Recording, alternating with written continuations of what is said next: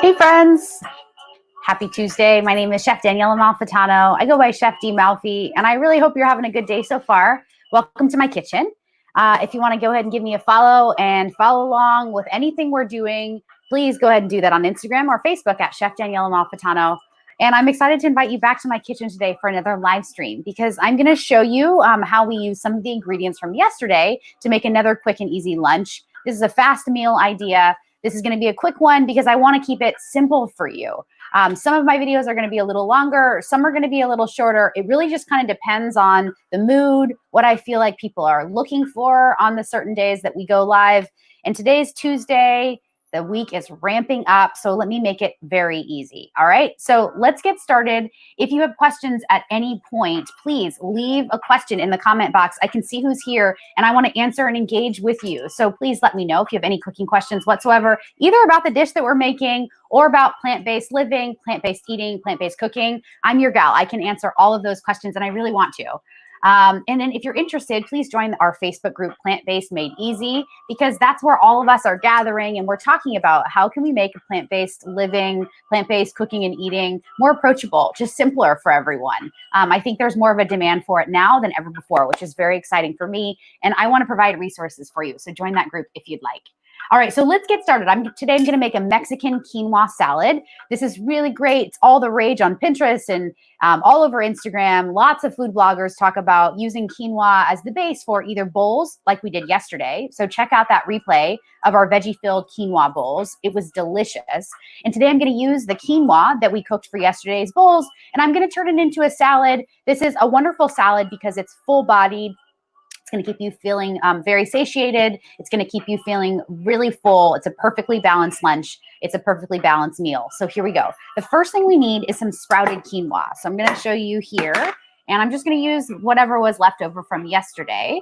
And you see my overhead cam. I have some sprouted quinoa here. And yesterday I explained the difference between sprouted quinoa and regular quinoa. You can kind of see here, there's like a little tail at the end. It's much easier to see this difference between sprouted and regular quinoa when it's dry form, but this is cooked up. It's really easy to make. You actually just boil it 1 cup to quinoa to 2 cups of water for about 15 minutes. As soon as it comes up to a boil, you bring down the heat and you let it simmer. And this is what you get. It's fluffy, it's nutrient rich, it's full of iron, potassium, it's full of protein. It's actually a seed, not a grain. So it has a lot of mega micronutrients. They're really good for you. So I'm going to add a bunch of ingredients to this. The first thing that I want to do is start with our protein source. Aside from quinoa, we're going to add a little bit more. And overnight, I actually made from dried pinto and white beans. And I made a mixture of this. And I made them from dried. So they're sitting in their own liquid, which is really, really great. I have a slotted spoon and I'm just going to take some of the liquid out. It's okay if some of the liquid gets into the salad. That's fine. I actually don't need to rinse these at all because these are not from canned. Like I said, these are from dried. So I didn't add any salt or anything other than water to these dried beans. And then I cooked them in a Vita clay or like a terracotta, what is it? Like a terracotta slow cooker. And I really like it. It's called a Vita clay. I've had mine for like 10 years. It's just fantastic because it adds nutrients to what you're cooking and it cooks things slow and low and it makes it super delicious, tender, gives it a great amount of flavor, but it also adds some nutrients because of the terracotta itself. All right, so I'm going to add about 4 big spoonfuls of these. These are pinto and white beans. I actually mix my beans very often. If they're dried especially, it's really easy to kind of go to the bulk bin, mix them up. You can actually bring them home all in one bag, put them all in one pot, cook them with a ton of water. You probably want 2, 3, 4 inches above the beans with water, and then cook them low and slow for many hours. This took probably 2.5 hours to make 2 cups of dried pinto and dried white beans, also known as Great Northern beans. All right, so in this, I'm going to add some other ingredients, but I need to cook some of the other ingredients. I have my pan next to me. I'm going to get this on high. And I want to just kiss this with just a little bit of extra virgin olive oil, which is what I'm using today. You can see that this is what I'm using. I really like extra virgin olive oil. It has a great color. It has a great flavor. It's going to impart some sort of a fruity, olivey flavor. So just a like half a tablespoon or so. Now, if you want a completely oil-free recipe, you do not need to add any oil whatsoever. If you wanted to, you can actually cook your vegetables in the pan like we're going to do without anything. Just using a tiny bit of salt will actually release the vegetable's own natural water. And if it doesn't release enough, you can add a touch of filtered water, and that will act just like the oil will act. So today we're going to use frozen vegetables because it's Tuesday, and like I said, the week is ramping up, so I'm going to make this really convenient. I really love these fire roasted bell peppers and onions. This is an amazing product. I'll show you here what it looks like. They've got great char marks on it. It's got great flavor. I love this product so much. You can get a version of this at any store. This one right here comes from Trader Joe's. And I'm also going to use some fire roasted corn, which I have here. I love fire roasted corn. It's fire roasted sweet corn. It is really, really great. It's a perfect addition to salads, soups, salsa, stews, pizza, Mexican casserole, tacos, burritos. It doesn't matter. It gives you, it imparts like a sweetness, but also a charred flavor. So I'm going to put down my peppers and onions first. This is how I like to open up these bags. I truly am just going to make a little incision on the corner, like cut off an angle here. And then into this oil, I'm going to go ahead and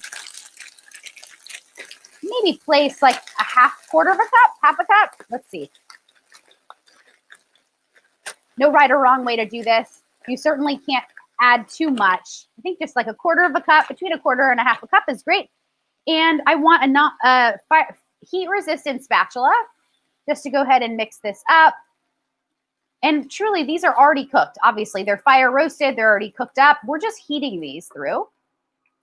And I want to start with the peppers and onions first because they tend to be bigger, so they need a little bit longer to thaw from frozen right into the pan to get nice and hot and warm through.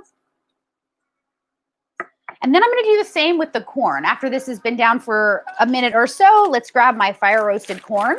And again, here's the product. I love this stuff. It's really great. You can use regular corn too. Frozen corn works really a lot better than fresh corn. And the reason being is because all frozen vegetables and fruit are instantly quick frozen. It's an acronym. It's called IQF, and it means instantly quick frozen. So that means that before the farmer will actually harvest the ingredient itself, they check the sugar content by checking the sugar by squeezing a little bit of the vegetable or fruit juice onto a little refractometer. It looks like a telescope, but it literally is just a little meter. They squeeze a little juice on the lens, and then they look inside the lens. Here, I'll use this as an example, right? This is my refractometer. They open the lens, squeeze some corn juice on it, look inside, and they're looking for the sugar meter rating inside. They will not harvest and package and freeze any of their fruits and vegetables until it reads the perfect sugar amount that the American palate loves. And so the farmer knows exactly what the sugar content is that we love as Americans, and in other countries, they do the same thing. And so they'll wait and they'll pick the fruit at their peak produce sugar content, which is really, really, really important. That means that frozen fruits and vegetables are going to have more flavor and be sweeter than usually most fresh fruits and vegetables. But if fresh fruits and vegetables are in season, obviously that's going to be your best bet.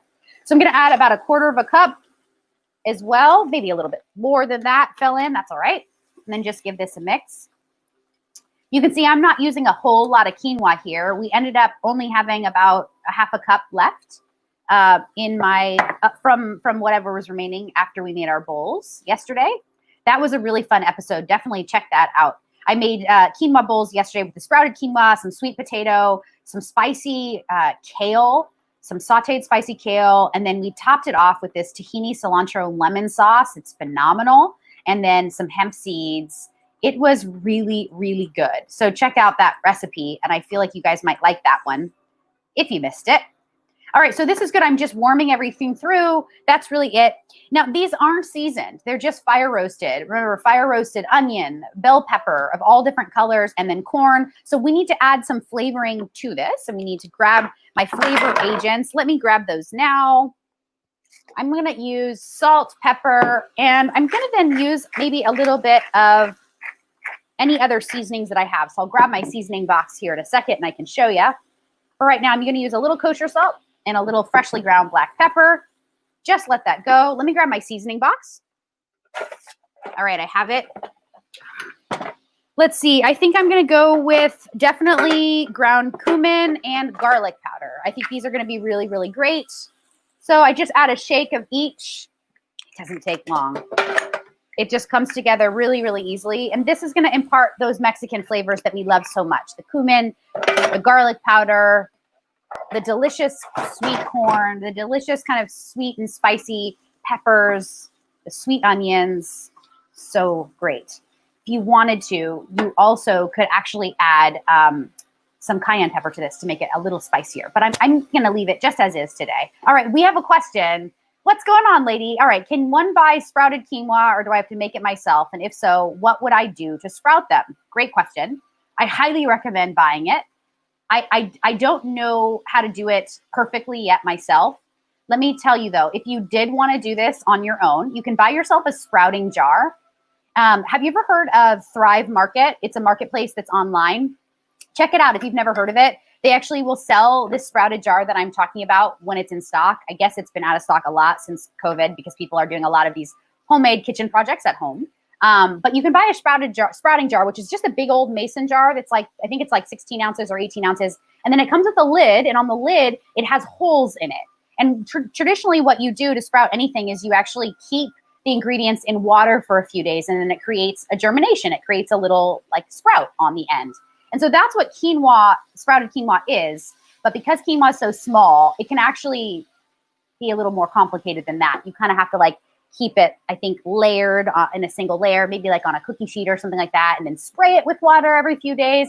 I'm not really sure. I've read a little bit about different ways of doing this, but you would want to do your own Google research. Maybe the sprouting jar would work as well. And I think that with the sprouting jar, with something like quinoa, like a little seed like that, you would want to mix it up, kind of like give it a shake every few days. But yeah, you can totally do it yourself. But I highly recommend just buy it, because the purchased sprouted quinoa, the ones that's like manufactured and sold to us, it's really great. I highly recommend the Thrive Market sprouted quinoa. That's what I shared yesterday. That's what this is. It's really, really phenomenal. I think Whole Foods has their own version too. So that's a great question. Thank you so much for asking. All right, so this is ready, right? This doesn't take long. I'm just gonna turn off the heat. Let it sit here for a second. I don't really necessarily want to add hot peppers and onions and corn right to my salad. I want to keep this salad as fresh as possible, as cold as possible. It's probably going to end up being a little room temperature after we're done, but we're going to let this hang out. Let me add the rest of the ingredients. All right. So I'm going to add some tomatoes here, and I have some delicious organic tomatoes, which I love. Just going to slice these up. Now you can use any ingredients that you want for fresh veg here. You could use red onion. You could use radish. You could use scallion. It truly doesn't matter. And I highly recommend, though, if you use tomato, use organic tomato. Don't use conventional tomato here in the United States. Conventional tomato is legal to be GMO'd or genetically modified as an organism. And we want to stay away from those things quite right now. I'm not going to demonize them in total because we actually don't know enough about it. But what I will say is, because we don't know enough about it, truly, I don't know what we don't know. We don't know what we don't know. And therefore, what we do know is that it can cause some harm. It can cause illness and disease in the body. It can cause inflammation in the body. And all I'm talking about right now is conventional tomato versus organic. And if that's what we know, and if that's all we know so far, why not just spend a little bit more money, maybe like a quarter more, for organic tomatoes versus conventional? I know it's a little bit annoying sometimes that organic produce is more expensive than conventional, but it's just economies of scale. So if you want to bring that price down, you actually make a political statement with your money. So if you're at the grocery store, remember, your dollars count. If you want to see more organic produce and you want that to be more commonplace, you got to do your part. You got to buy the organic produce. Hopefully, if more of us will do that, we can scale and bring down the price of the item as a commodity. It's going to take a lot of us, though, coming together as a collective to do that. So I highly recommend, if you have to buy conventional, do that, but know that it sometimes is going to be a hindrance to your health, and you really want to know, right? You don't want to spend all this time being plant-based or making healthy food and then for it to not be healthy at the end of the day. So there's that. All right, so I have some green onions here. I'm going to add some green onions, even though my mixture of peppers and bell peppers has onions in it with the corn. That's going to be like sauteed onion. That's going to be sweeter, more mellow. I want to add some green onion though for color as well as just for crunch. And then that added like, like herby, fresh flavor, that crunchy, green, fresh flavor, which I love. And I love green onions for this. I use green onions in everything from Asian cooking to Latin cooking. Obviously, we're doing Mexican flavors today.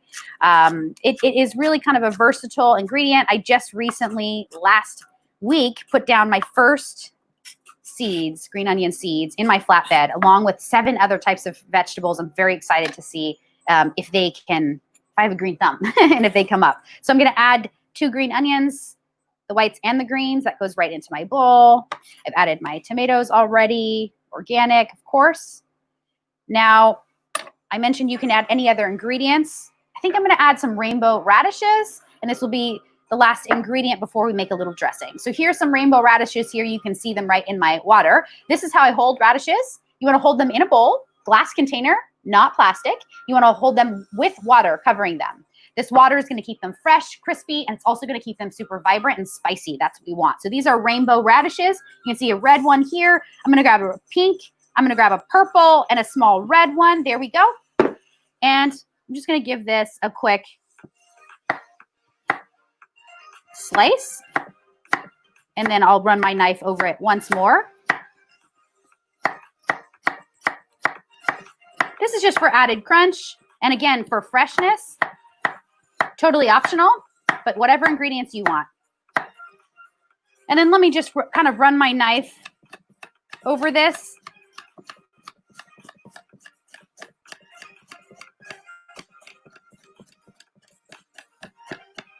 All right. Perfect. Throw this in. Remember, the radish is going to add and impart just a little bit of a spiciness, which is good. Perfect. All right. Coolio. Now I'm going to go ahead and add I have to transfer this to a bigger bowl, actually. I'm going to do that. Yeah. Throw that in. This is going to be easier for mixing. And then this smaller bowl will be my storage container. That'll just make it easier. All right. So now I'm going to add my corn, my bell peppers, my onions. Everything has been kissed with a little cumin, a little garlic powder, and a little extra virgin olive oil. But you can skip that if you want an oil-free recipe. Skip it all together if you want oil-free, and that is just fine. Cool. All right. I'm going to just go ahead and season this. Right? We're layering the flavor. I always say season as you go because you really want to add layers of flavor. Even though we did season the corn and the bell peppers before, we haven't had a chance yet to season the other ingredients. This looks so good. And I want a little acid as well. I'm not going to add any more oil because I used enough oil for myself when I sauteed the vegetables. So I think just a little acid. And I'm going to use lemon and lime. Lemon's going to just add a nice juiciness that's mellow but yummy. Grab your, oh my gosh, your lemon. This is super juicy. This came from my friend's tree. I got like a whole bag of them. Thank you, Sarah Kaminsky. I appreciate you, and Chris Kale. All right. I'm going to do the other half of the lemon. This is super juicy. I think I was going to do lime as well, but because this lemon has so much juice, I don't need to do that. All right. Perfect. And then I think the only thing that's missing here is some green. I definitely want to add some herbs. I think I'm going to use cilantro. So let me grab my vase out of the refrigerator and my garbage bin here. All right. Let me grab my vase. All right, we've been talking about this, right? We have a vase of water. This is my herb vase. I use it every single week whenever I get new herbs, or every 4 weeks, because that's how often I have to buy herbs. I'm currently growing them now. So hopefully in the next few weeks, I won't need to buy them anymore, but this is how I will always store them, inside of an herb vase. I use this for one thing. It's just for my herbs. I fill it with a little bit of water. You can see I change the water every few days. And I'm going to grab some cilantro here. And this is actually going to keep these herbs super fresh, vibrant, and green for like 4 to sometimes 6 weeks. So check this out, right? This works. Use this. Find a small vase that you can use and keep this in your refrigerator. And keeping your soft herbs like fresh cut flowers is the way to go. It's definitely going to help to extend their life much longer than they ever would just sitting in your clamshell, your plastic container, or your baggie, or however you used to store them. But now you'll store them like this. You'll see it's really a time saver. It's really a money saver as well. All right, so I have my fresh herbs. Excuse me, my mic.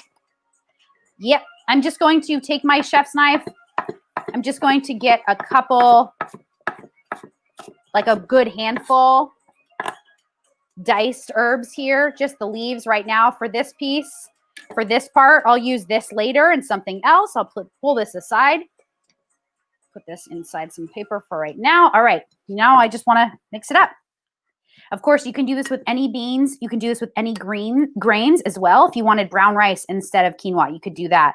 If you wanted couscous, even though that's really a pasta, not a grain, you could do that. You could truly use any kind of beans, black beans, pinto, white beans, kidney beans, chichi beans, or garbanzo beans, all work really, really well. But the sprouted quinoa is going to give you the most protein for the amount.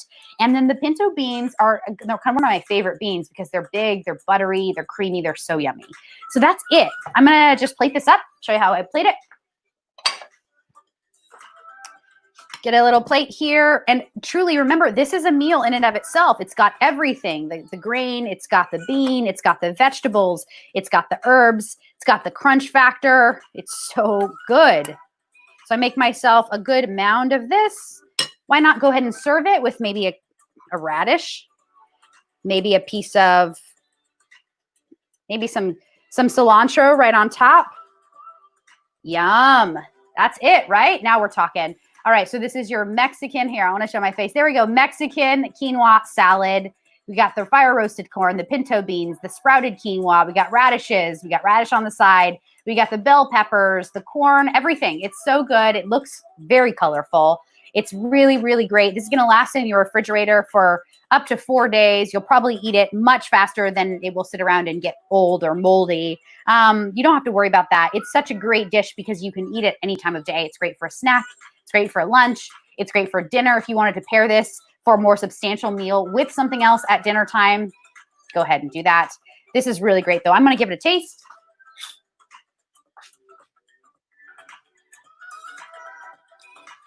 Oh, yeah.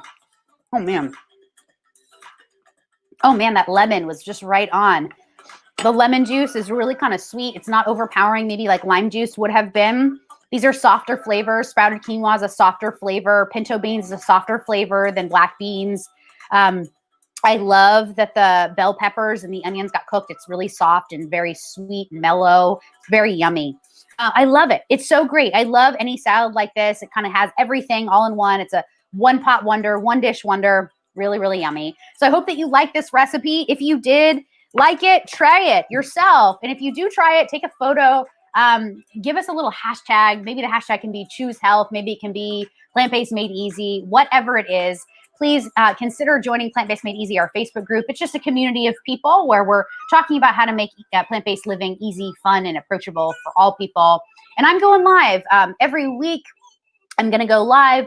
I'm trying out different things. I'm experimenting with different types of recipes, the frequency when I come on, the time that I come on. We're just experimenting right now. So if you have a suggestion for us, if you want to see me make something, better yet, if you want to see me talk about something, if you want to hear me explain something about plant-based, something about cooking, please let me know. Send me a DM, write me an email, put it in the comments box. I'd love to hear from you. I'd love to serve you well. I just want to know how I can be a resource for you guys. I think plant-based cooking is so important right now. So I just want to give a shout out to everyone that's been here. Thank you all so much for supporting me and supporting my journey from going into plant-based. Yesterday was my 100th day being plant-based fully. It's a really vulnerable place to be as a chef. I've never taken a stand with food before until now, until this very moment. So I'm feeling good about it.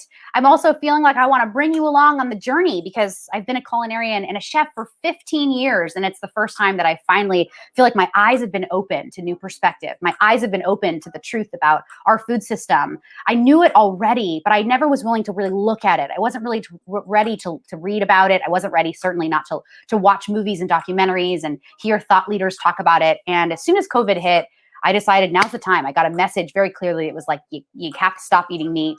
You really should start to show people how to go plant-based. And I followed that. So I answered that call and we're in it now. So please, however I can help, be a resource to you. I really want to be of service to you. I want to be able to use my skills wisely so that it actually makes a difference in your life, for your families and your communities. Thank you again for coming. Please join us again the next time we do this. Always here at Chef Daniela Malfitano on Facebook.